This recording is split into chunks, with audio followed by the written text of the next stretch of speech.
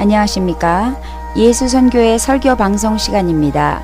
오늘 설교 방송은 종료주일을 맞이하여 신약성경 누가복음 19장 28절부터 40절 말씀을 가지고 예수님의 예루살렘 입성이라는 제목으로 예수선교회 조은찬 목사님의 설교가 있겠습니다.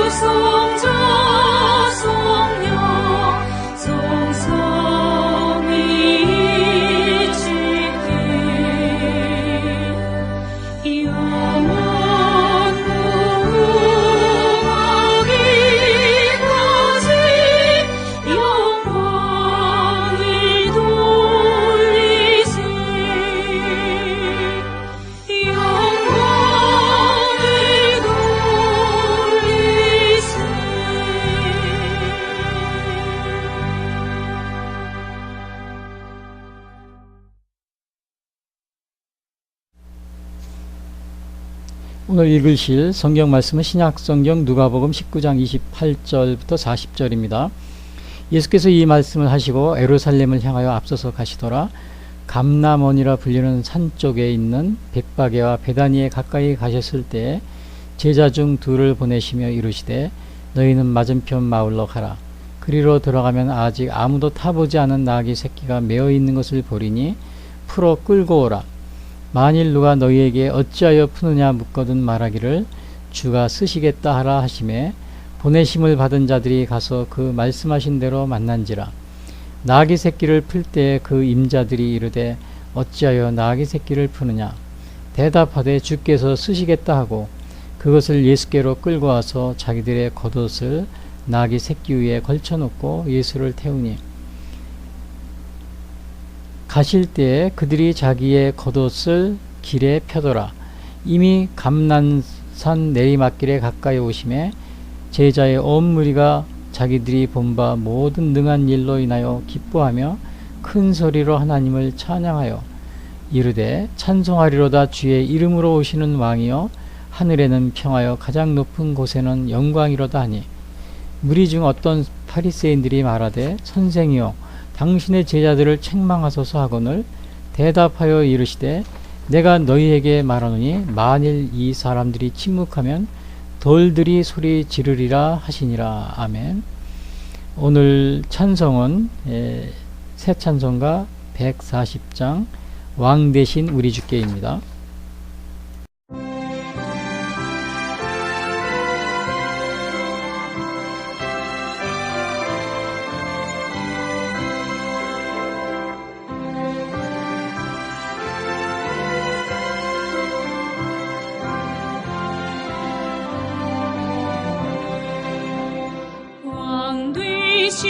우리 주께 다 영광 돌리세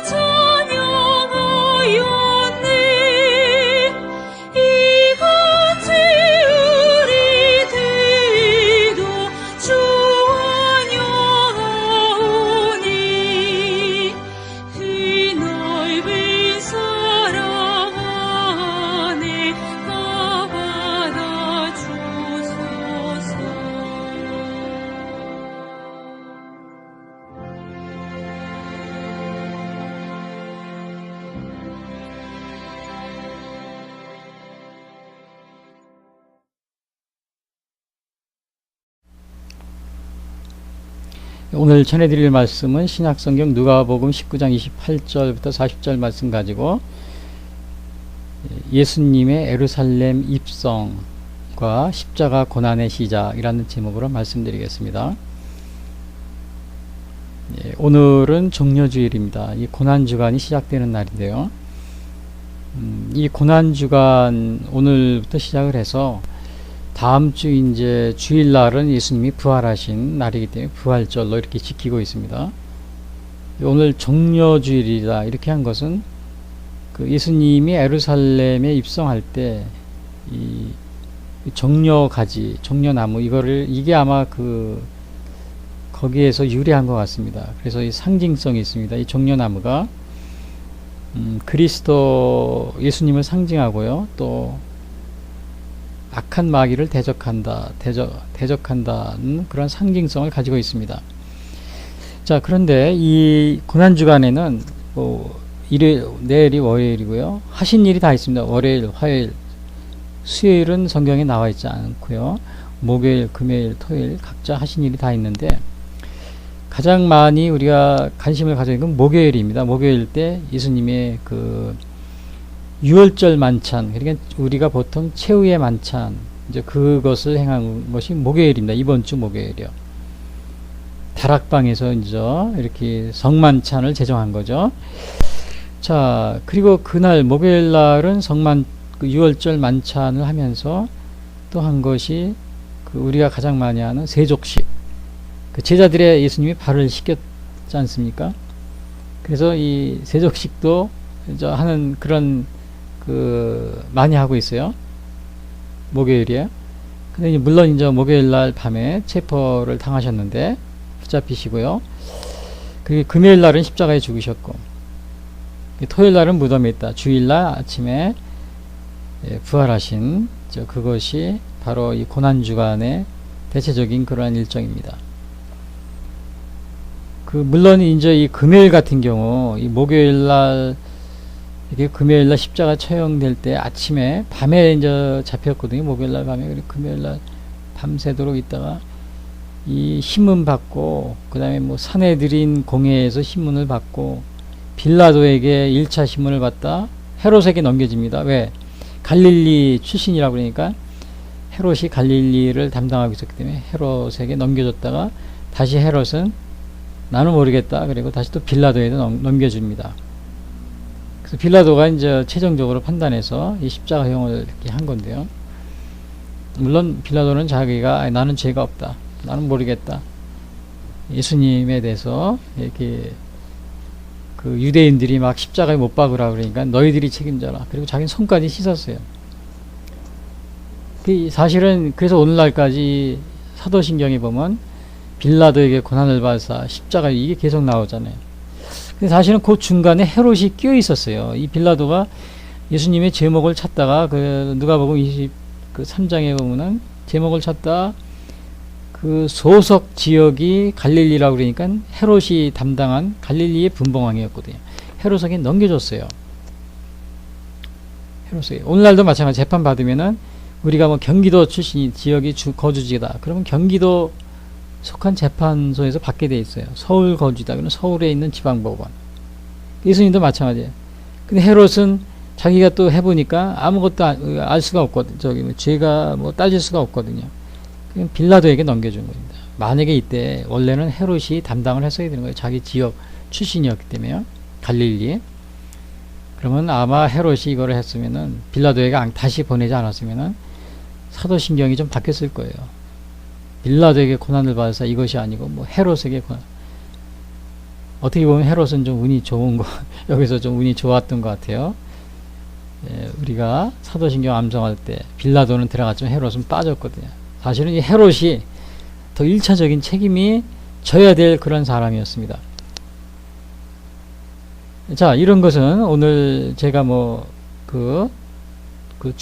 주요 사항은 아니고, 오늘 주요 사항은 고난주간이 시작되는 바로 예루살렘 입성입니다. 이 종려주일이 시작되는 예루살렘 입성. 그러니까 이건 예수님의 십자가 고난의 시작이 되는 거예요. 여기서부터요. 그런데 여기 우리가 오늘 읽어드린 이 성경에서 주의해서 봐야 될 게 몇 가지가 있어요. 제가 읽은 게. 그 28절에 보면은, 19장 28절에 보면은, 예수께서 말씀을 하시고 에루살렘을 향하여 앞서서 가시더라. 20절에, 28절에 처음에 이제 나와 있는 거예요. 예수께서 이 말씀을 하시고, 에루살렘을 향하여 앞서서, 그 전에는 그 성전세를 뭐 물어보는 게 있어요. 예. 아니, 그 열문화에 대한 이야기, 열문화요. 그리고 이제 그 말씀을 마치고 에루살렘으로 가시는 거죠. 자, 그런데 이 에루살렘이 어떤 곳이냐? 에루살렘이. 예수님은 에루살렘을 가면은 죽는다는 걸 아시고 있었습니다. 에루살렘이 어떻게 하느냐? 그 누가복음 9장 30절에 보면 변화산에서 그 사건인데, 변화산이라는 게 뭐냐면 예수님이 그 변화산 위에서 아주 크게 변형된, 변화산은 그게 뭐 정확히 어떤 산인지 모른답니다. 근데 그 갈릴리 아마 그 근처에 있던 산, 그 북부나, 그때 베드로, 야고보, 요한 뭐 예수님의 제자들이 거기 있었는데, 같이 있었는데, 예수님이 모세와 엘리야를 만나고, 그 다음에 아주 영광스러운 모습으로 강체가 나고 막 그런 사건이 있었어요. 누가복음 9장에 보면은. 그런데 그 당시에 이미 한참 앞이죠. 예수님이 그때 그 영광 중에 뭐라고 말씀하시면, 그 모세와 뭐 엘리야, 그게 나타났었어요, 당시에. 이런 얘기를 합니다. 영광 중에 나타나서 장차 예수께서 에루살렘에서 별세하실 것을 말씀할세. 별세라고 그랬는데, 이것은 죽으신다는 그런 의미였어요. 돌아가신다. 별세라고 그래요, 별세. 우리 한국말 그대로 별세. 그거를 이미 말씀하실세. 에루살렘에서.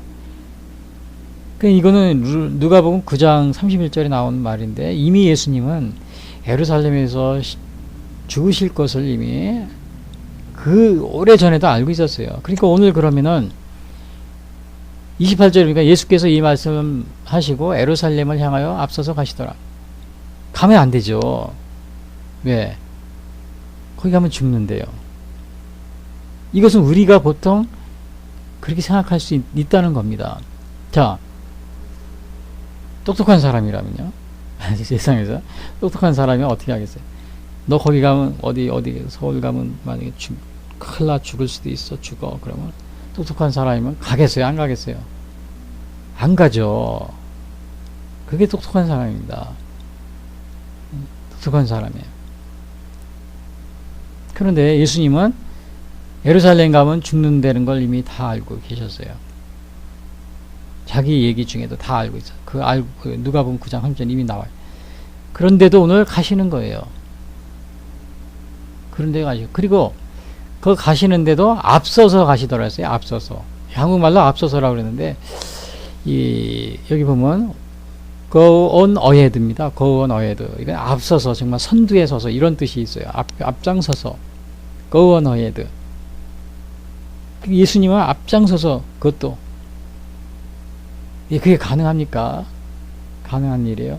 우리 보통 뭐 상식이 있고 또 똑똑한 사람이다 그러면 뭐 서울 간다 그러면 너 무슨 일이 있어요. 그리고 앞서서 가겠습니까? 뒤로 제일 늦게, 만약에 어쩔 수 없이 가는 거더라도 살살 상황을 보면서 뒤로 빠지면서 그렇게 뒤로 가죠.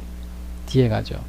야곱이 그랬지 않습니까? 예서를 만나러 갈 때 다 앞에 보내고 자기는 약복강 건너지 않고 뒤에서. 보통 이게 우리가 살아갈 때 정상적인 그런 생각입니다. 예수님은 이렇게 그걸 앞서서 또 가신 겁니다. 예루살렘 죽음의 장소로. 그래서 어떤 분들은 바보 예수라는 그러한 그 책을 쓴 사람도 있어요. 바보 예수. 진짜 바보라는 그런 게 아니고, 어떻게 이렇게 죽는 줄 알면서도 가서 그러한 곳으로 가시고 또 십자가에 달려 죽으시고 그러느냐 이거예요.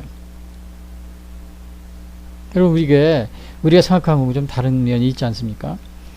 저희 집 뒤에 산이 있어요. 산이 있는데 삼성산이라고 제가 하는데, 관악산에서 좀 고다음, 관악산이 600m에 삼성산이 한 450m 정도 되는데 안양 쪽 애들이 같이 걸쳐 있더라고요. 서울하고 경계선으로요. 근데 제가 몇 년 전에 우리 처하고 봄에 이렇게 됐는데 그 아카시아가 거기 산에 많이 있어요. 중턱에. 그래서 야, 그 정말 아카시아 꽃 여러분 그 향기가 얼마나 그 향기가 좋습니까? 그래서 그 골짜기를 갔어요. 갔는데 한참 이렇게 갔는데 사람들도 많이 왔더래요. 그때 뭐 등산 가는 사람도 많고 그때 좀 봄에 이제 아카시아 꽃 필 때 그럴 때였으니까요. 좀 약간 더워지는 날씨였어요. 근데 제가 중간에 좀 갔는데 거기 좀 무슨 기념비가 있어요. 그래서 기념비를 자세히 봤는데 천주교 신부님, 서양 신부님이더라고요. 독일 신부님인가? 제가 자세히는 못 봤어요. 그 기념비가 글씨를 이렇게 자세히 보기가 좀 저기해서 근데 잘 볼 수 막 배경이 검은 바탕인가 그러다 글씨가 참 잘 안 보이더라고요. 근데 확실한지는 제가 그래서 진감인가인데 이렇게 분명한 것은 순교했다. 그리고 그 순교한데 그 내용을 지금 좀 기억하기로는 정확한 건지 아닌지 모르지만 어떤 내용이냐면은 당시에 1800년대 대원군 시대 그 당시에 1860년대 막 그 천주교 박해가 있지 않습니까? 그냥 그 저기 절두산 순교지라고 우리 저기 양화진 가면 거기도 있지만요. 수많은 천주교인들이 정말 순교를 했습니다. 천주교인들이 막 잡아 죽는 거예요. 그러니까 이 서양 신부님은 자기 제자들이 또 자기가 가르쳤던 사람들이 막 그냥 순교하고 죽으니까 보다 못해가지고 숨어 있었어요. 어디 잡으러 다니니까 숨어 있었는데 그 소식을 듣고는 직접 자기가 나간 겁니다. 그 관한한테 그 포도청이라고 그러죠. 국가 그 포도청. 오늘날로 하면 경찰이죠.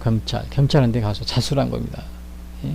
나는 여기 내가 있으니 차라리 나를 죽이고 저 사람들은 한국 저 신자들은 살려달라고 그 얘기를 한 겁니다. 그리고 자기가 죽었어요. 근데 물론 이 죽이고서 뭐 그렇다고 신자들을 안 죽였습니까? 일반 평신도들 다 또 순교했죠. 죽이고 조선 이 고정 그 앞에 부분 그 다음에 대원군 때 일어난 일입니다. 멸망하기 전에. 그래서 제가 이 역사를 볼 때 물론 이제 그 한국의 역사를 보면은 뭐 러시아, 중국, 일본 사이에서 우리나라가 뭐 어떻게 해가지고 망했다. 열강이 침략 과정에서. 근데 실제적으로 우리 내부적으로 보면은 우리 조선 말에 그러한 죄악이 있었어요. 수많은 천주교인들을 막 그냥 잡아 죽이고 하나님이 싫어하는 일을 했던 거죠. 많이. 그래서 교회사적으로 신앙적인 눈으로 보면은 이거는 망할 수밖에 없었구나. 조선이 망할 수밖에. 그런 생각이 그 신앙적으로 교회사적인 쪽에서 바라볼 땐 그런 생각이 드는 겁니다. 그래서 일반 세속사 그 다음에 일반 역사하고 또 신앙인의 관점에서 본 하나님의 관점에서 본 이 역사하고는 좀 약간 다릅니다. 신앙적으로 그런 걸 보는 거예요. 왜냐 이스라엘 역사에서 보면은 이스라엘이 멸망하는 거는 뭐 아수르가 강성하고 바벨론이 강성해서 중간에 끼어가지고 이스라엘이 그냥 망했다 이런 게 아닙니다. 선지자들에게 이사야, 에레미야 뭐예요? 이스라엘의 죄악 때문에 망했다 이렇게 얘기하고 있거든요. 근데 세상 사람들은 성경을 모르고 그런 사람은 그걸 알 수 있겠습니까? 그냥 세계사로 볼 때 아수리아가 강해지고 바벨론이 강해지고 막 그러니까 이스라엘이 속국이 된 것이다. 망한 것이다. 뭐 이런 식으로 해석하는 거죠. 우리나라 조선시대 말 역사도 좀 그런 차이가 있어요. 제가 오늘 이 에르살렘 예수님의 이거를 생각해 볼 때 이러한 사건이 있었다는 거요. 근데 예수님이 왜 이렇게 죽을 걸 알면서도 갔느냐? 사명이 있기 때문에. 왜? 십자가에 달려 죽으셔서 그래야지만은 우리 그 온 인류를 구원하는 예수님의 십자가 그 보혈의 피로서 보혈의 공로로서 온 인류를 구원시키려는 그런 사명이 있기 때문에 죽음을 무릅쓰고 한 겁니다. 그래서 죽음을 무릅쓰고. 여러분 오늘 우리가 잘 생각을 해봐야 돼요. 어느 곳으로 갈 수 있는 거 우리는 어느 곳으로 가고 있는 겁니까? 이게 어느 곳으로? 그 다음에 나를 이 세상에 보내신 목적이 무엇인가? 나는 어디로 가는 것인가? 내가 마음대로 막 가도 되는 겁니까, 이게? 평신도 같은 우리 신부분들이 보통 교회를 정할 때 보면 요즘에 지난번에 보니까 어느 분이 그 인터뷰한 게 나오더라. 교회를 정할 때 뭐가 어떻고 뭐가 좋고 뭐가 대부분의 요즘에 보면은 다 좋은 게 큰 게 뭐 다 준비 그런 데 다 가는 게 그렇게 돼 있어요. 그러나 개척교회 뭐 어려운 게 안 간 사람이 안 가. 왜 가니? 가면 고생하고 그 다음에 뭐 또 개척교회 가니까 또 무슨 뭐 또 뭐 교회도 져야 되고 앞으로 할 일이 막 그러니까 안 가는 겁니다. 근데 저는 어느 분이 유명한 사회적 지위가 있고 그런 분들이 개척하는 교회 이런 데 가서 도와주시고 그러는 분도 간혹 있어요. 많지는 않지만 그런 분들은 사명이 있는 겁니다. 자기가 가서 고생하는 거 알지만은 그 사명이 있는 분들 개척교회 하는 어려운 목사님 그런 데 가서 도와줘서 하는 걸 도와주고 또 헌신하는 그런 사명이 있는 분들은 그런 데로 가야 되는 거죠. 왜요? 오늘 예수님의 보세요. 예수님은 자기가 고생하고 죽을 걸 알면서도 예루살렘으로 가셨잖아요. 예루살렘으로. 그럼 또 목회자는 어떻습니까? 목회자도 마찬가지예요. 목회자도 오늘날도 보면은 사역지도 보면은 좋은데 그 다음에 큰데 무슨 뭐 사례비 많이 주고 막 그런 거 따지잖아요.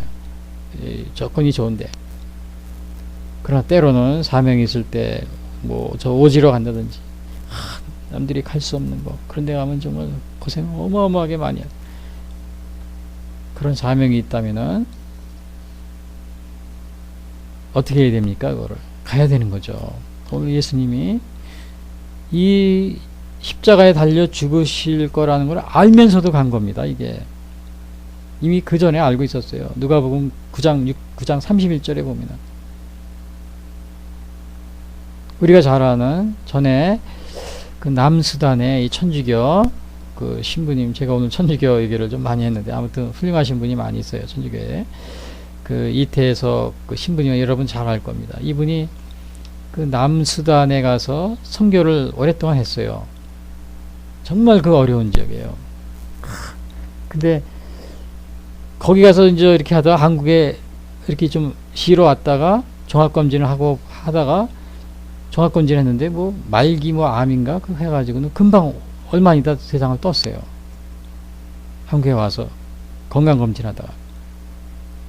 그런데 이 신부님의 그 자서전 뭐 이런 거를 통해서 제가 이렇게 보니까 왜 그 남수단에 가냐. 남수단 여러분 굉장히 열악한 곳에 살기가 어렵고 거기 반군이 북쪽은 뭐 이슬람인가 있고요. 남쪽은 기독교가 막 그래요. 그래서 굉장히 살기 어려운 곳이에요. 생활도 어렵고. 근데 이분이 청년 때 제가 정확한 건지 모르겠어요. 정확한 건지 모르겠는데 어느 방송인가 아니면 제가 그 기사를 볼 때 그 기억이 나요. 확실한 건지 아닌지는 제가 모르겠지만 그 청년 때 그 아프리카를 여행을 갔다고 그럽니다. 근데 아프리카 가서 그 수단에 갔는데 너무 그 사람들이 어렵게 사는 걸 보고서 자기가 신부가 돼서 그러면 여기 와서 꼭 이 전도를 해야겠다. 그런 생각을 했다고 그럽니다. 그래서 실제로 간 거예요. 알고서 간 겁니다. 이게 정말 이거는 자기가 가면은 이렇게 불치의병에 걸려서 그 건강한 사람도 환경이 나쁜 데 가면 불치의병이 걸릴 수가 있어요. 왜? 그렇잖아요. 먹는 게 달라지고 또 환경이 달라지고 그러면은 스트레스가 쌓이고 또 음식이 바뀌고 그러면 사람이 병이 더 쉽게 날 수 있어요. 저항력이 약해지기 때문에. 환경이 바뀔 때. 또 아주 극한적인 환경에 갈 때. 수단 같은 데 뭐 이름 말할 것도 없죠. 뭐 우물물도 그냥 혼탁해가지고 그런 뭐 모기 물리면 말라리아 걸리고 뭐 그런 그런 지역이었거든요. 그걸 알면서 또 간 거죠. 가면 죽을 수도 있다. 이런 걸 알면서도. 그래서 오늘 예수님이 이거 정료주일, 예수님이 예루살렘 입성하는데 첫 번째 나온 예루살렘을 향하여 앞서서 가시더라. 이거 우리가 여기 예루살렘으로 가신 걸 유의해서 봐야 됩니다. 죽을 수 있는 곳인데 피하지 아니하시고 그것도 앞서서 앞에 선두에 서서 가셨다는 거예요. 뒤에 멀찌감치 떨어진 게 아니고요. 자, 그리고 오늘 제가 읽은 성경 말씀 중에 또 유심히 봐야 될 게 또 있어요. 어디냐면 29절에 보면 이런 말이 있어요. 감람원이라 불리는 산 쪽에 있는 벳바게와 베다니에 가까이 가셨을 때 제자 중 둘을 보내시며 이르시되 너희는 맞은편 마을로 가라. 그리로 들어가면 아직 아무도 타보지 않은 나귀 새끼가 매어 있는 것을 보리니 풀어 끌고 오라. 만일 누가 너희에게 어찌하여 푸느냐 묻거든 말하기를 주가 쓰시겠다 하라 하심에 보내심을 받은 자들이 가서 그 말씀하신 대로 만난지라. 나귀 새끼를 풀 때 그 임자들이 이르되 어찌하여 나귀 새끼를 푸느냐. 34절 대답하되 주께서 쓰시겠다 하고 그것을 예수께로 끌고 와서. 자, 이게 무슨 말이냐. 그 예수님이 나귀 새끼를 타고 예루살렘에 입성하는 겁니다. 예루살렘으로 들어가는 거예요. 그런데 그 나귀 새끼를 준비한 게 끌고 다녔던 게 아닙니다. 끌고 다닌 게 아니고 자기 제자들에게 야, 너희들 저 산 쪽에 있는 벳바게 가까이 갔을 때죠. 그 마을에 예루살렘 가까이 갔는데 거기서 그럽니다. 저 맞은편 마을로 가서 거기 가면 어디 가면 나귀 새끼가 메어져 있는데 그걸 끌고 와라. 누가 뭐라 그러면 그걸 주님이 쓰시겠다 해라. 그러면 줄 것이다. 근데 그대로 제자들이 가서 한 겁니다. 여러분 이거 참 우리가 놀랍지 않아요? 여러분이 과연 이렇게 우리가 앞에 있는 일을 이렇게 정말 자신 있게 얘기할 수 있는 사람이 있습니까? 없습니다. 이거는 예수님이니까 이게 가능한 거예요. 물론 옛날에 제가 동화책이나 이런 거 보면 고승이나 아니면 이런 분들이 참 그렇게 하는 거 많이 그런 비슷한 게 많이 나오는데 알아맞히고. 근데 예수님 실제적으로 그런 거는 역사적인 고증이라든지 이런 거는 알 수가 없는 거죠. 근데 예수님의 여기에 누가복음에 기록된 것은 하나의 신화나 전설이 아닙니다. 이건 사실적인 그러한 이야기입니다. 마태복음, 마가복음 누가 그대로 똑같은 얘기가 동시에 기록이 되어 있어요. 예수님에 관한 게. 그리고 그것이 단순한 그렇게 어떤 사람은 그럽니다. 사전에 예약을 해놓은 거라 그래요. 사전에 예약. 예수님이 많이 돌아다니셨기 때문에 그 나귀 주인하고 이미 다닐 때 미리 예약을 해서 앞으로 언제 이 나귀를 가지러 오면 줘라. 그렇게 예약을 해놓은 거다. 그렇기 때문에 이렇게 끌고 온 거다. 새끼를. 자, 그런데 이게 과연 사전 예약인지 아닌지, 이게 비슷한 것이 또 누가복음 22장 보면 7절에 보면 무슨 얘기가 있냐면요. 그 예수님이 유월절 만찬이라고 그러죠. 마지막 그 최후의 만찬이라고 알려죠. 최후의 만찬 식사를 하는데 장소가 또 필요해요. 그때도 어떤 일이 있었느냐 하면 그 베드로와 요한을 보내요. 가서 또 맞은편 마을로 가서 동네로 들어가서 가면은 물동이를 가지고 가는 사람이 중에 그 사람을 따라 들어가서 그럼 그 사람한테 주님이 쓰실 방이 유월절 만찬을 위해 쓰실 방이 필요하다 그러면 방을 내줄 거다 이렇게 하고서 정해라 그리고선 정하라 그렇게 얘기를 합니다. 베드로와 요한이 가서 그렇게 한 거예요. 만찬 장소를 그런 식으로 구한 겁니다. 자, 이렇게 얘기하니까 어떤 사람이 또 그럽니다. 그것도 예수님이 사전에 그 주인하고 얘기가 있었던 겁니다. 왜냐, 예루살렘 그쪽 많이 돌아다녔으니까, 예수님 많이 다니셨으니까 이미 사전에 그렇게 다 얘기를 해놓고 제자들을 시켰기 때문에 그냥 물동이 들고 오는 사람 이제 적당히 따라가서 그거 장소를 정한 거라고. 그래, 물론 이제 우리가 의심해 볼 수도 있어요. 그렇게 사전에 예약하셨다고. 그러나 많은 음모설이 있어요. 이거는 뭐냐? 예수님의 신성을 부인하려는 거죠. 예수님이 이렇게 보지 않고도 다 아시고 있지 않습니까? 그렇죠? 보지 않고도 아시는 게 이 신성이라, 이게 신적인 놀라운 능력이죠. 아무나 할 수 있는 게 아니죠. 하나님의 아들이신 예수님이 하시는 거죠. 근데 이거를 믿지 않으려고 하고, 또 세상 이 예수님 기독교를 반대하는 사람들은 어떻게 해석을 하냐면 사전에 예약을 해놓은 거다. 그거 만찬장, 유월절 만찬 장소도 마찬가지다. 여기 나귀 새끼도 마찬가지고 사전에 예수님이. 그래서 가서 그냥 제자들이 얘기하고 끌고 오니까 주인이 알았다 그리고 준 거다. 근데 이거를 반박할 수 있는 게 있어요. 그게 어디냐면 누가복음 2장 36절에 어떤 얘기가 나오냐면요. 요게 비슷한 얘기가 누가복음 2장 아니야. 마태복음 12장에 나오는 12장 17절 27절에 보면 이 성전세에 관한 얘기가 나와요. 성전세는 뭐냐? 성전을 쓴 사람들이 돈을 쓰면서 돈을 얼마를 내는 게 있나 봐요. 근데 예수님한테도 내라는 거예요. 사실은 예수님은 성전의 주인이잖아요. 그러니까 안 내도 돼요. 그러나 안 내면 사람들한테 오해를 받으니까 그래서 낸다고 그래요. 그리고 베드로를 보냅니다. 베드로를 시켜가지고 베드로야, 너 가서 바다에 가서 낚시질을 해라. 낚시에 던져서 먼저 오르는 고기를 그걸 잡아가지고 입을 벌리면 거기에 돈 한 세겔이 나올 거다. 그러면 그 한 세겔을 가지고 저 사람한테 성전세, 너 반세겔, 나 반세겔 두 사람 걸 내라. 그게 마태복음 17장 27절에 나옵니다. 거기 이렇게 나와 있어요. 성전세를 그러나 우리가 저희로 오해케 하지 않기 위하여 네가 바다에 가서 낚시를 던져 먼저 오르는 고개를 가져 입을 열면 돈 한 세겔을 얻을 것이니 가져다가 나와 너를 위하여 주라 하시니라. 이게 누가복음 마태복음 12장 27절. 분명한 건 뭐냐? 고기를 잡으면은 그 고기 입에서 한 세겔이 나올 것이다. 그걸 가져다가 반은 나를 위해서 내고 반은 너를 위해서 이 성전세를 내라.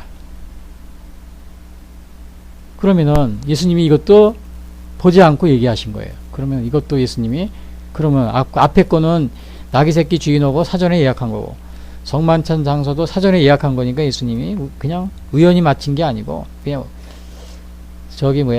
이렇게 신성 놀라운 능력이 있어서 맞히신 게 아니다. 그러면 고기 입에서 한 세겔이 나온 거는 뭐 고기였고 사전에 예약을 한 겁니까? 먼저 잡히기로 낚시질하면 고기하고는 예약을 그게 아니지 않습니까?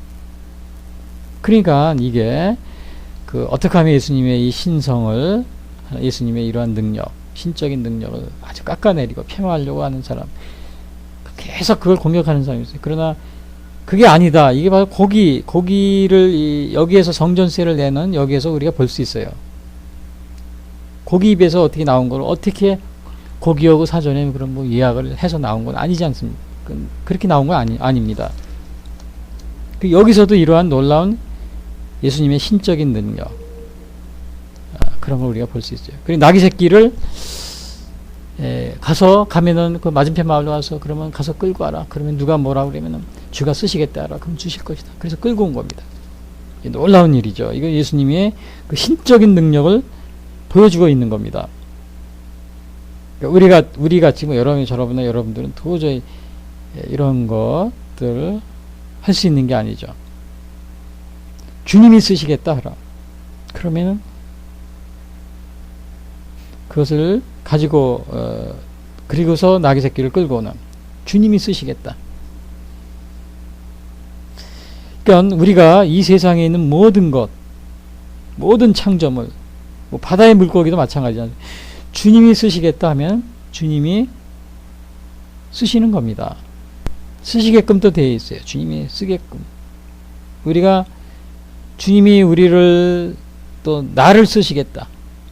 주의 목적, 주의 그 뜻을 이루기 위해서 거역할 수가 없습니다. 쓰는 겁니다. 우리는 쓰임을 받는 거예요. 거역할 수가 없어요. 제가 어떤 유명한 우리 가수 유명한 분인데 그분은 아주 교회를 열심히 다녔어요. 근데 나중에 자기가 그 얘기를 하는데 뭐라 그러냐. 자기 집 지하에 사실은 자기가 가수니까 콘서트홀을 만들었답니다. 근데 이 콘서트홀이면 아주 잘 꾸며놨겠죠. 의자 이런 객석도. 그런데 자기가 교회 다니면서 그 개척을 나오는 그 개척이 필요해서 장소를 얻지 못하는 이 목사님들한테 그 장소를 많이 빌려줬대요. 초기에, 개척 초기에. 그리고 거기서 많이 성장을 해서 또 나가고 또 몇 분인가 그랬다 그래요. 그 이거는 자기 집을 다 이렇게 전도하는데 쓰게끔 이렇게 해준 겁니다. 뭐 돈을 얼마나 바꿔줬어요? 그런 건 좀 모르겠어요. 그러나 아마 그렇게 헌신적으로는 그런 걸 했기 때문에 아마 그것도 안 받았을 거라고 저는 생각을 합니다. 그 안 받고 헌신적으로 우리가 하는 거 쉽겠습니까? 그렇지 않아요. 초대교회 때는 많은 사람들이 자기 집을 그 전도하는데 이렇게 그 쓰고 그런 경우가 많이 있습니다. 그래서 주님이 쓰시겠다 그러면 우리는 다 모든 이 온 세상의 모든 것, 심지어 바다의 물고기도 주님의 전도를 위해서 주님이 쓰시겠다면 쓰여지는 겁니다. 저항할 수 없습니다. 제가 이 누가복음 앞에 보면은 대표적인 예수님이 탄생할 때 그 예수님이 하나님의 아들이라는 걸 증거하기 위해서 기다리던 사람이 있었어요. 성전에서. 누가복음 2장에 보면. 그 누구냐? 시므온이라는 분하고 안나라는 분이 나옵니다. 안나.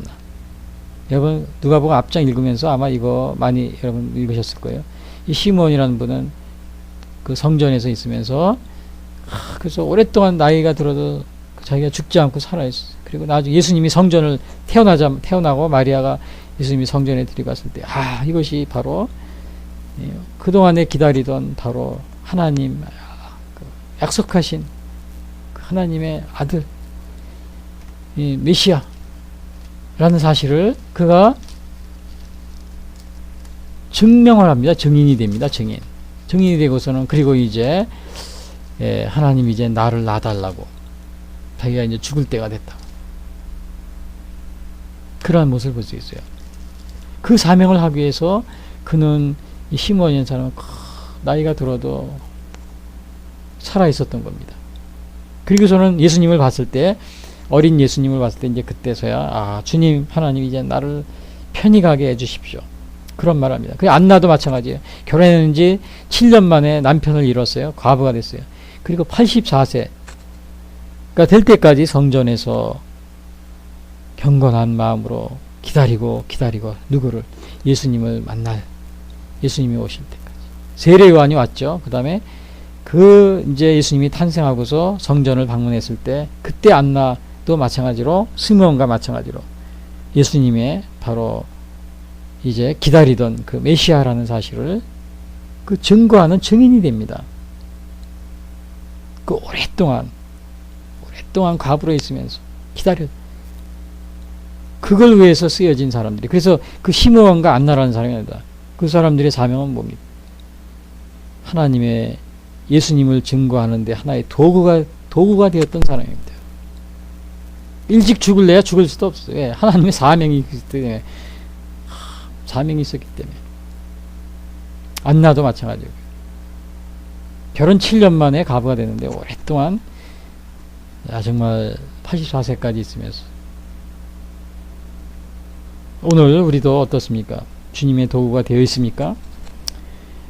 주님의 도구가 되어 있다면 우리는 주님의 도구로 쓰여짐을 받을 수밖에 없고 또 그것을 거역해서는 안 되는 거죠. 주가 쓰시겠다 하라. 그러면은 그 주님이 원하시는 그 장소 또 원하시는 곳 그러한 곳으로 우리가 기도하며 성령의 인도하심을 따라가야 됩니다. 이 시므온도 이 누가복음에 나온 시므온도 성령이 그에게 인도하사 그 다음에 성령이 그를 예수님을 만날 수 있게 하는 그런 거를 인도를 해주는 그러한 그 기록이 있습니다. 그건 뭐예요? 성령이 우리를 하나님의 사역에 쓰시겠다 그러면 우리는 그 사역에 주님을 위해서 쓰여지는 겁니다. 이 나귀 새끼가 바로 주가 쓰시겠다 하라. 거역할 수가 없어요. 루터가 있었는데 루터가 종교개혁을 하는데 자기 친구가 있었어요. 근데 프레드리라는 친구가 있는데 이 사람이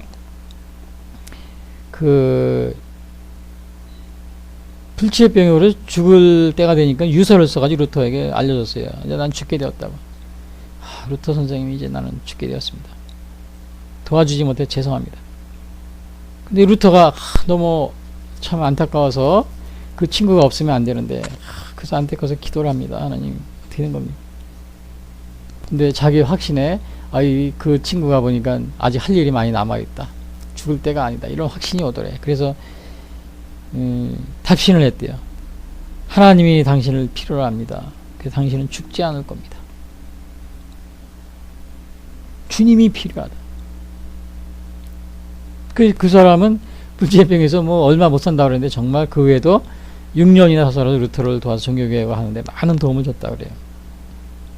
우리의 생명, 우리가 살고 죽는 거 주님이 쓰시겠다 하면은 죽을 사람도 죽을 수 없습니다. 왜? 주님이 쓰셔야 되는데.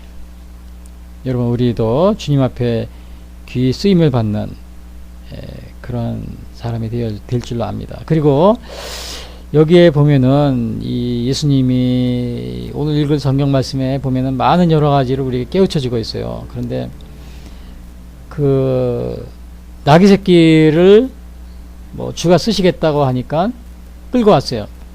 그런데 우리가 여기 나귀 새끼라고 그랬어요. 나귀 새끼. 근데 왜 나귀 새끼냐 이거예요. 여기를 우리는 그냥 뭐 나귀 새끼라고 이렇게 그냥 이렇게 생각할 수 있겠지만은 이 나귀 새끼에 대해서 좀 다른 면에서 좀 이렇게 생각을 해봐야 돼요. 그게 뭐냐? 마태복음에 보면은 이 나귀 새끼만 있는 게 아니고 또 다른 나귀, 큰 나귀도 뭐 엄마 나귀, 새끼니까 뭐 엄마, 부모 또 낳아준 그런 것도 있겠죠. 큰 나귀도 있어. 뭐 오늘날로 말하면 엄마 나귀 뭐 그런 나귀 있겠죠. 제가 뭐라고 불러야 될지. 그런데 보기 좋고 큰 거를 불러오라고 그러지 않고 끌고 오라고 그러지 않고 새끼를 그래서 나귀 새끼. 나귀 새끼입니다. 이거 이상하지 않아요? 왜 하필이면 좋은 나귀 큰 거를 하지 않고 거기도 있었대요. 여기는 그게 안 나오지만 마태복음은 한 새끼만 있었던 것이 아니고 어미 나귀 뭐 또 다른 그런 것도 같이 있었어요. 주인들이라고 그랬거든요. 주인들. 임자들이라고 그러죠. 33절에는 나귀 새끼를 풀 때 그 임자들이, 그러니까 나귀가 한 마리가 아니었다는 건 분명합니다. 이게 임자들, 오너스라고 그래요. 오너스. 복수입니다. 여러 명이라는 거예요. 나귀가 많이 있었던 거예요. 근데 새끼를 거기서 골라온 겁니다. 그러면 왜 주님이 새끼를 했느냐? 그거는 간단합니다. 스가랴서에 보면은 스가랴 선지자가 이미 그거를 예언해 놨어요. 500년 전에 뭐라고 예언했냐? 9장 9절. 시온에 따라 크게 기뻐할지어다. 예루살렘에 따라 즐거이 부를지어다. 보라, 네 왕이 네게 임하나니 그는 공의로우며 구원을 베풀며 겸손하여서 나귀를 타나니 나귀의 작은 것 곧 나귀 새끼니라. 이거 이미 500년 전에 스가랴 선지자가 예언을 해놨습니다. 예수님이 오시면은 예루살렘에 입성할 때 나귀 새끼를 타실 것이다. 자, 이 주님에 대한 것들은 굉장히 놀라운 일들이 많아요. 이사야가 이미 600년, 700년 전에 예수님의 탄생도 예언했고. 근데 그 이유가 뭐예요? 나귀 새끼. 그는 공의로우며 구원을 베풀며 겸손하여서 나귀를 타나니 나귀의 작은 것 곧 새끼니라. 나귀 새끼. 그러니까 주님이 나귀 새끼를 끌고 오라는 거, 이거는 뭐 겸손의 상징이라는 거예요. 겸손. 겸손의 상징입니다. 다른 말로 하면 정치적인 메시아. 겉에 화려하게 드러나는 이 정치적인 메시아가 아니라는 거죠. 이거 보통 한 나라의 국가 원수가 뭐 어디를 방문한다, 어디 간다 그러면 어떻게 해요? 뭐 방탄차에다 리무진에다가 그냥 빰빠라까지 울리면서 얼마나 하겠습니까? 근데 기병대 뭐 그냥 막, 근데 오늘 그게 아니고 예수님은 그런 게 아니고 오히려 반대로 나귀 중에서 좋은 큰 거 그런 거보다도 새끼 나귀, 이거 오늘 우리가 잘 여기서 많은 교훈을 우리에게 주고 있어요. 여러분, 우리 특별히 뭐 평신도 분들은 그렇다 하더라도 우리 사역자님들, 목회자님들을 특히 만약에 여기서도 이걸 잘 보세요. 제자들이 가가지고 야, 예수님이 새끼를 끌고 오라고 그러는데 여기 가서 보니까 큰 것도 있고 좋은 것도 많아요. 그러니까 자기들끼리 그럴 수도 있어요. 야, 여기서 물론 여기 나귀 새끼를 끌러 간 것이 제자 2명을 보낸 거예요. 제자들 2명. 근데 이제 자기들끼리 그럴 거예요. 야, 여기 보니까 새끼를 끌고 오라고 그랬는데 저거 훨씬 좋지 않냐? 저 좋은 거 끌고 가자. 저 큰 거. 그래서 그걸 쓰겠다고 하자. 그렇게 할 수도 있어요. 그럼 예수님이, 우리는 보통 사회생활 그렇게 하지 않습니까? 누가 위에서 시키면 그 밑에서 하면 좋은 걸 해가지고 갖다 주고서 이렇게 했습니다. 그럼 좋아하죠. 뭐 부부 사이도 마찬가지예요. 부부 사이도 아내가 뭐 사는데 남편이 뭐 하라는데 가서 보니까 전 뭐 다른 게 있어요. 그걸 가지고 가서 또 그걸 갖다 주면 또 남편도 좋아하고. 대개 우리는 그렇게 하는 거죠. 근데 예수님은 그 제자들도 이 군대 생활하는 사람 그거 알게요. 군대 가면은 뭐라 그러냐면 알아서 기라는 게 있어요. 알아서 기라는. 위에서 시키면 말 안 해도 알아서 그 상관한테 좋은 걸 해도 주고 뭐 그런 게 있어요. 시키지 않아도. 그러니까 그런 식으로 시키지. 예수님이 나귀 새끼라고 그랬지만 좋은 걸, 더 큰 나귀를 끌어갖고 와서 예수님 갖고 왔으면 이렇게 할 수도 있는 거예요. 근데 불행 중 다행히 인지는 몰라도 이게 좀 불행 중 다행이 아니라 아무튼 다행스러운 거죠. 이 제자들은 예수님이 시킨 그대로 새끼를 끌고 온 겁니다. 알아서 긴 게 아니에요. 군대식으로 알아서 긴 게 아니고 어떻게 보면 상관을 비유맞추려고 하는 그러한 것이 아니고 군대식으로요. 정말 새끼를 끌고 온 거예요. 하나님의 이 말씀에 이 귀를 기울여야 됩니다. 하나님의 말씀에. 그래서 새끼를 끌고 갔다는 이 사실이요. 그런데 이게 지금 우리가, 그래서 제가 앞에도 말씀드렸다시피 사역자님들, 자, 너무 우리 사역하시는 분들 뭐 차 문제 가지고 또 사는 집 문제 이런 거 가지고 그걸 비교하고 그러는 분이 많이 있는데 참 그러지 않았으면 좋겠다 이런 생각이 듭니다. 그거는 오늘 예수님의 그 스가랴 선지자 겸손하기 때문에 나귀 새끼를 탔다. 우리도 그러면 예수님의 따라가신 거를 본받아야 되는 사역자 같은 경우는요, 겸손할 필요가 있다고 하는데, 뭐 정치적인 메시아를 그걸 추구하는 게 아니니까. 교인들이, 물론 큰 교회는 다 그럽니다. 목사님 이번에 새로 오셨는데 저희 교회에서 무슨 뭐를 사주겠습니다. 뭐 그렇게 해서 사주는 분도 있어요.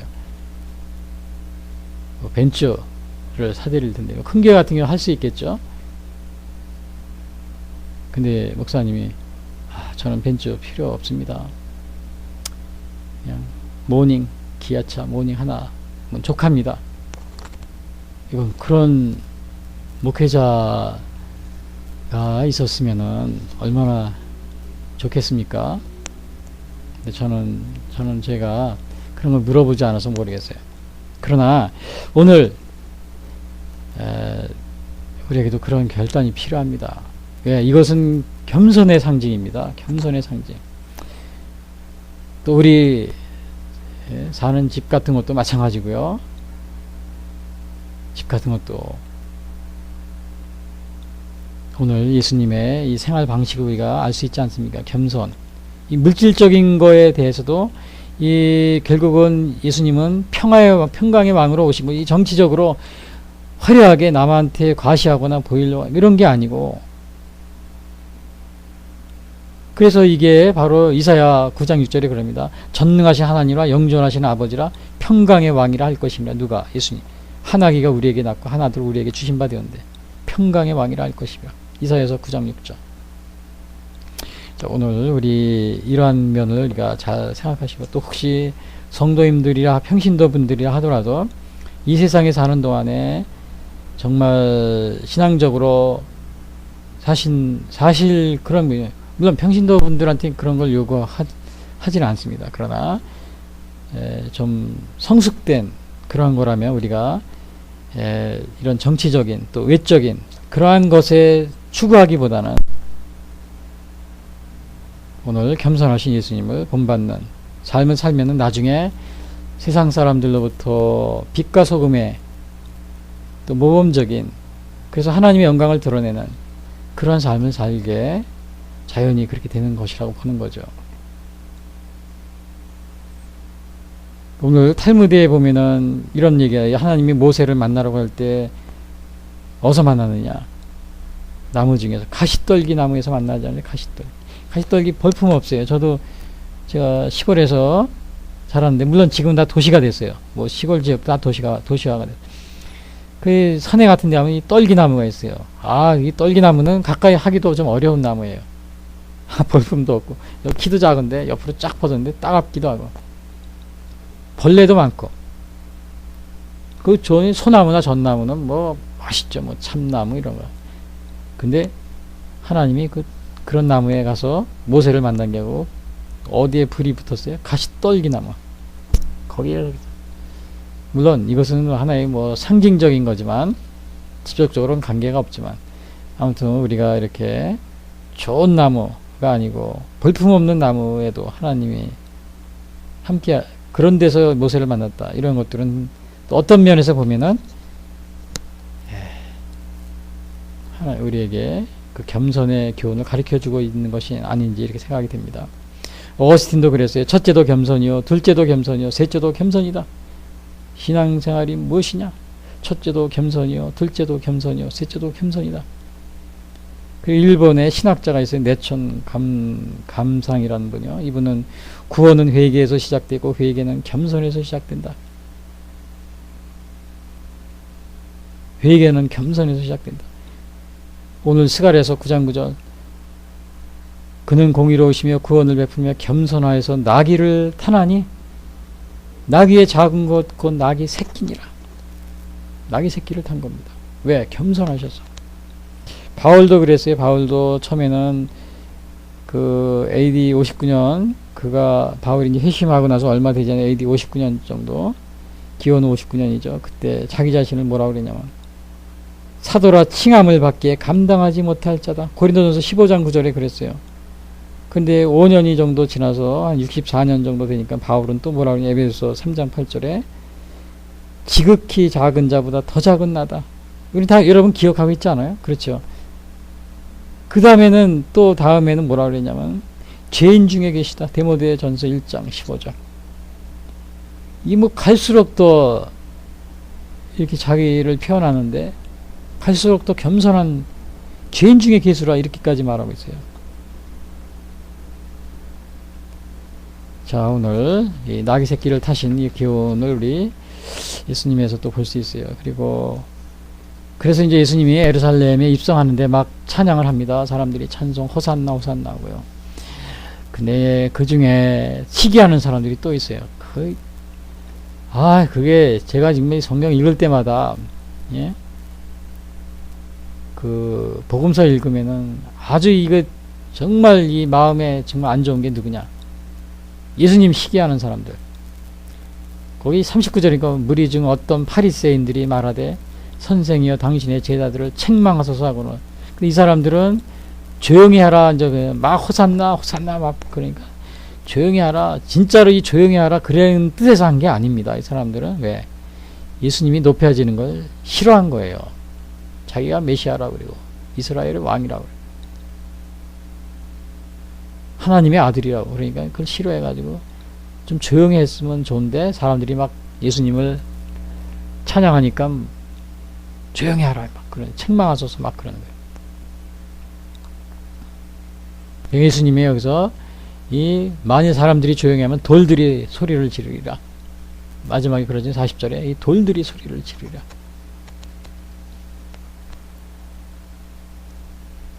우리는 이 주님을 찬양할 수 있을 때 열심히 찬양해야 됩니다.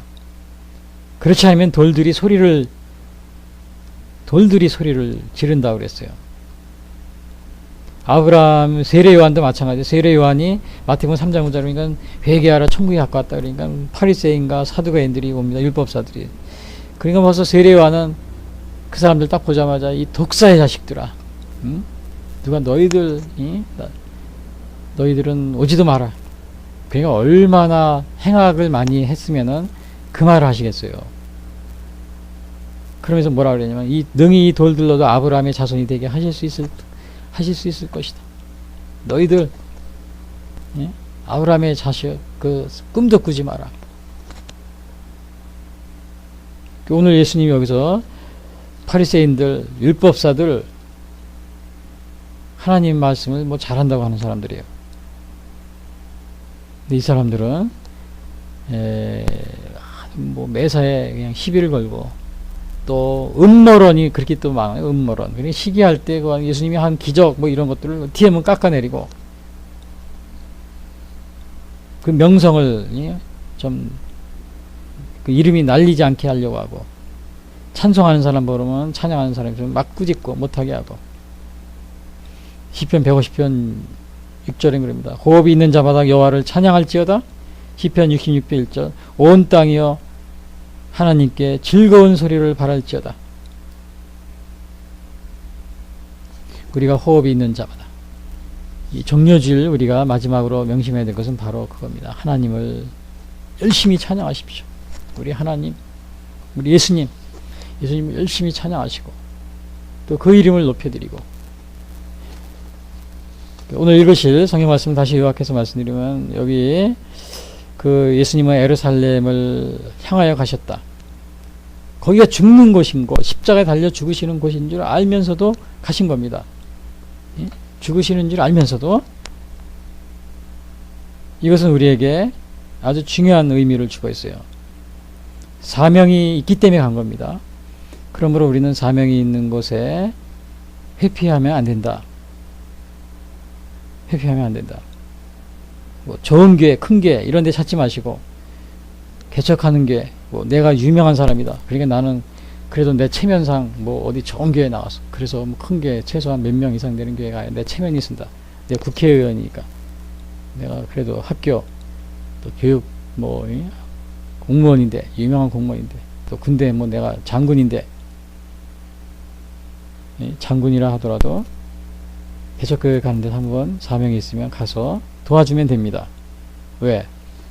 하나님이 필요로 하시는데. 그래서 여기 주가 쓰시겠다라 여기 읽어보십시오. 주가 쓰시겠다라 하나님의 사명이 있는 곳에 가는 겁니다. 주가 쓰시겠다 하면. 그리고 나귀 새끼 타신 것은 겸손의 의미. 우리 목회자들 뿐만 아니고 우리 평신 신도분들도 이 세상에 살면서 겸손하게 살면은 하나님의 영광을 돌리게 됩니다. 우리가 하나님께 축복받고 오늘날 우리 정말 죄송한 얘기지만 뭘 다 하는 그런 게 아니에요.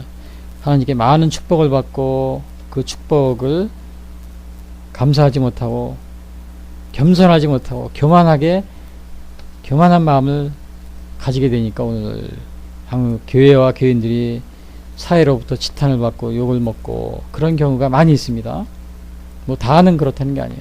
일부 이스라엘이 그랬어요. 옛날에 이스라엘이 하나님의 주신 복을 감사하지 못하고 잊어버리고 교만하다. 또 우리 대한민국도 마찬가지죠. 지금 1945년이 그 1900년 어려움 당하다가 어디에서 독립해가지고 6.25 전쟁 또 그냥 그 어려움 속에서 자유민주주의 해가지고 오늘날 이렇게 살게 되었는데 언제 그랬냐는 듯이 말입니다. 이게 무슨 뭐 헌법을 또 민주 뭐 이 공산주의 헌법 비슷하게 바꾸려고 그러고요. 뭐 사람 중심 이런 걸로 바꾸려고 그러고 전 정치인이 아닙니다.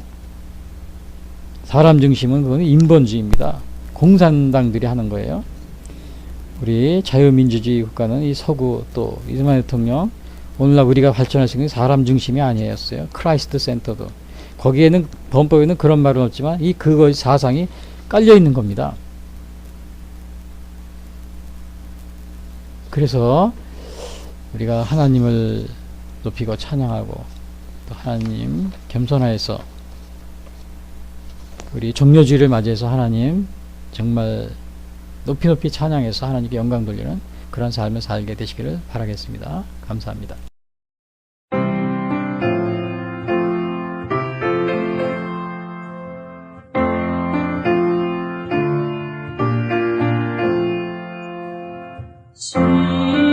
시온에 오시는 주 호산나 찬송하며 호산되고 기쁨으로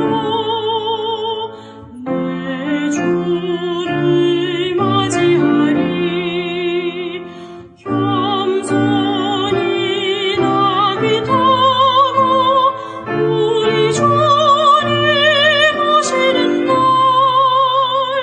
내 주를 소리 높여 호산나 찬송하리. 시온에 오시는 주 호산나 찬송하며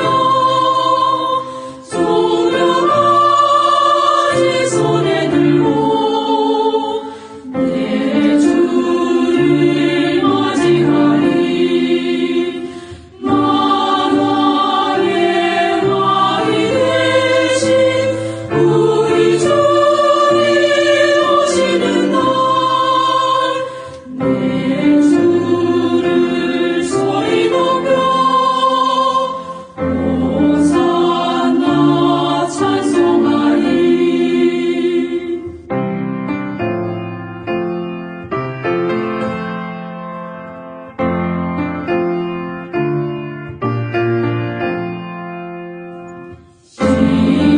시온에 오시는 주 호산나 찬송하며 모든 백성 노래하며 내 주를 맞이하리.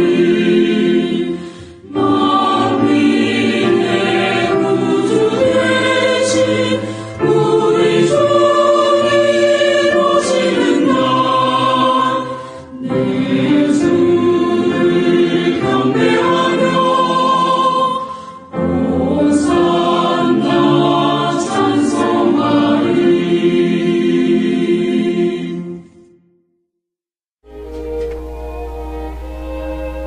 지금까지 예수선교회 설교 방송을 시청해 주신 분들께 감사를 드립니다.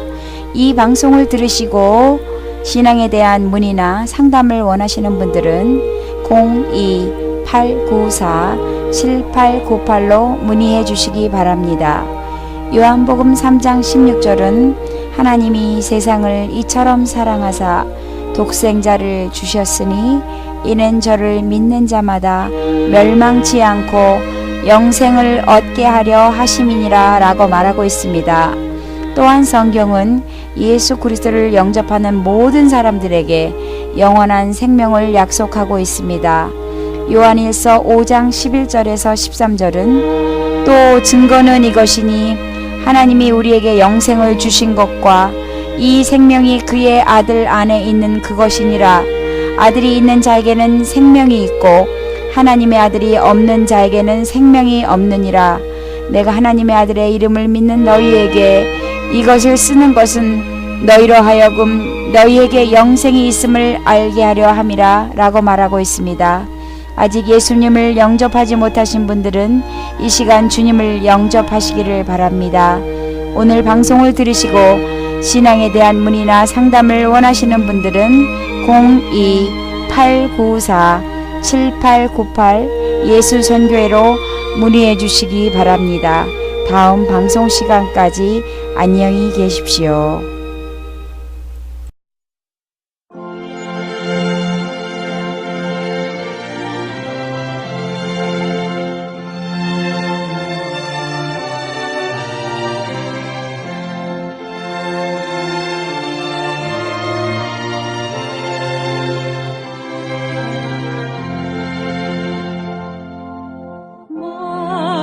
만유의 주제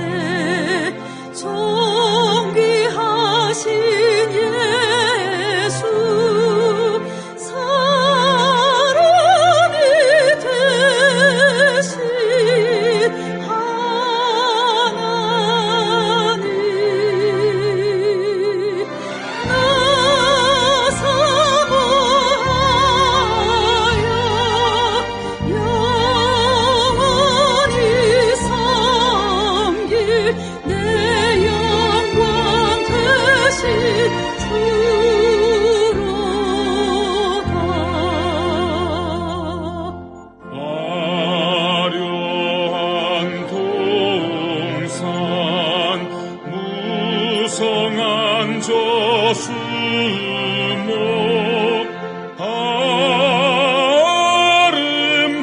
아름답고 묘하나 순전한 예수 더 아름다워 봄 같은 기쁨 주시네